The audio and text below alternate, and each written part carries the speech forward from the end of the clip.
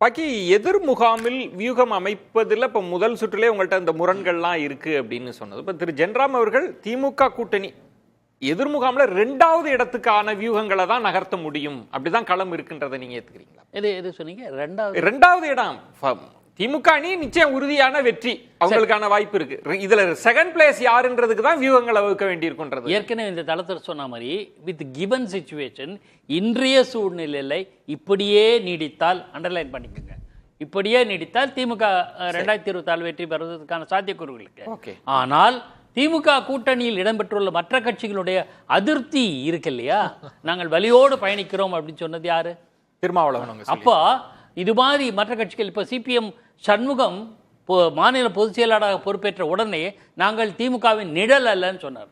So இதெல்லாம் எதை indicate பண்ணுது?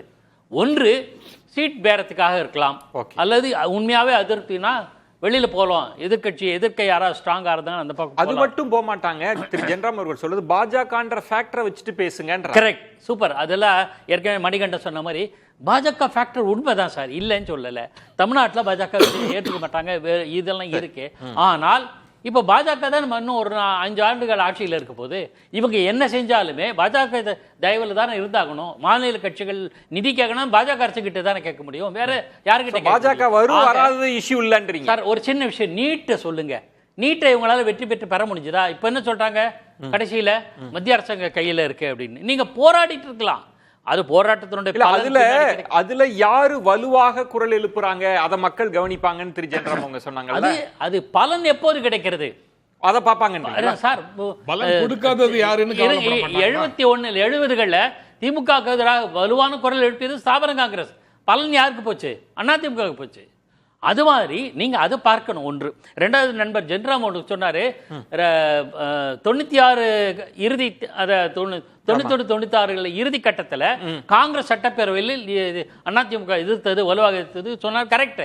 ஆனால் 96 அந்த காங்கிரஸ் எம்எல்ஏக்கள் அத்தனை பேரும் எப்படி உருவானார்கள்? தமிழ் மாநில அதிருப்தி வெடிச்சது.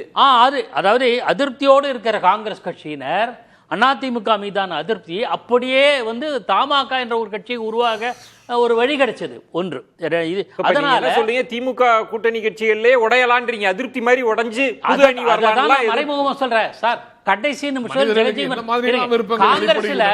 காங்கிரஸ்ல பாதுகாப்பு அமைச்சராக இந்த ஜெகஜீவன் ராம் கடைசி நிமிஷத்துல வெளில ஜனதால சேர்ந்தார். சோ இந்த அதிருப்தி வெடிக்கலாம், எதுவும் நடக்கலாம். ஒரே ஒரு பாயிண்ட் மட்டும் சொல்றது, விஜய் பொறுத்தவரை நான் விஜய் அரசியல் முழுமையான அரசியல் எடுத்துக்கிறது அது வேற. அந்த எந்த திசைக்கு போறார் அப்படிங்கிறதுக்காக சொல்றேன். ஏற்கனவே சொல்றேன், களப்பணி சித்தாந்தம் சொன்னேன் இல்லையா, தமிழ்நாட்டை பரந்தூர்ல இருந்து அவர் ஆரம்பிச்சிட்டார் களப்பணி. களப்பணி சித்தாந்தம் ரெண்டு பொறுத்தவரை. ஏற்கனவே பாக்கி சொன்ன விஷயத்துக்கு மட்டும் ஒரே ஒரு லைன் தான். இந்த கோட்பாடு இல்லாத நடைமுறையால ஒரு பலனும் கிடையாது, நடைமுறையற்ற கோட்பாடுகளால எந்த பலனும் கிடையாது. வாய்ச்சொல் வீரர்கள் வாய்ச்சொல் வீரர்களாகவே தான் இருப்பாங்க. அதனால அந்த திமுகவுக்கு எதிராக இருக்கக்கூடிய கூட்டணிகள் எல்லாமே அவர் சொல்ற எல்லா கிளாசிபிகேஷனுக்குள்ளேயும் வருதே தவிர சேர்ந்து விதைத்து அறுவடை செய்யக்கூடிய வல்லமை அந்த அணிகளுக்கு இல்ல. மணிகண்டன் நிறைய ரொம்ப சுருக்கமா நேரமின்மை. Annamalai is nominated state president. ஒரு காலத்துல வாழப்பாடி ராமமூர்த்தி எக்காரணம் அதிமுக கூட்டணி போக கூடாதுன்னு கருப்பு கொடியெல்லாம் ஏத்தினாரு. ஆனா இறுதியில நரசிம்மராவ் என்ன முடிவெடுத்தாரு அவருக்கு நல்லா தெரியுங்க. பாஜகவை பற்றி திரு ஜென்ராம் அவர்கள் விமர்சிக்கிறத திரு ரவீந்திரன் அவர்கள் ஏத்துக்கிறாரான்னு அவர் சொல்லணுங்க. அதாவது அதிமுக, பாமக, தேமுதிக, வாசன், கிருஷ்ணசாமி, வேந்தரையா இவங்களோட ஒண்ணு சின்ன பகவதி சேரணும், இல்ல டெல்லி பகவதி சேர்ந்தா அதுவே போது. திமுக பக்கத்து யாரும் வர வேண்டியதில்லை. ஒரே ஒரு வார்த்தை சொல்லிடுறேன், தமிழர்களின் வீடு பத்திரமா இருக்க பழனிசாமி வரணும், இந்திய நாடு பத்திரமா இருக்க மோடி சாமி தொடரணும், நாட்டுக்கு மோடி என்று வாக்களித்த மக்கள் ஸ்டேட்டுக்கு எடப்பாடி என்று உறுதியாக வாக்களிப்பார். சுருக்கமா ஏதாவது சொல்ல? ஜெயலலிதா எம்ஜிஆர் போன்ற காஸ்ட் நியூட்ரல் இருந்த கட்சி ஒரு ஜாதி 2 ஜாதி கட்சி ஆயிட்டு அண்ணாமலை சொன்ன மாதிரி பிற ஜாதிகள் புறக்கணிப்பாங்க. 20% 15% குறையும். அண்ணாமலைக்கு டார்கெட் 13, எங்க டார்கெட் 15. பார்ப்போம், பொறுத்திருந்து பார்ப்போம் மக்கள் என்ன நினைக்கிறாங்கன்னு. சிறப்பு விருந்தினர்களுக்கு நெஞ்சம் நிறைந்த நன்றிகளை தெரிவித்துக் கொள்கிறேன். மற்றொரு தலைப்புல சந்திக்கிறேன். நன்றி, வணக்கம்.